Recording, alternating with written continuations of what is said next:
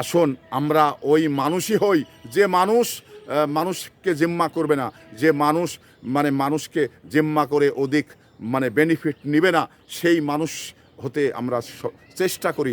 আল্লাহ পাক যে নির্দেশটা দিয়েছেন সেই নির্দেশ অনুযায়ী আমরা আমাদের দুনিয়ার জিন্দগিতে অনুকরণ করি। কিন্তু আমাদের কাছে যদি আরেকজন মানুষ নিরাপদ না হয়, তাহলে আমি মনে করি যে আপনার মানুষ হওয়ার মতো যোগ্যতা আপনার নেই।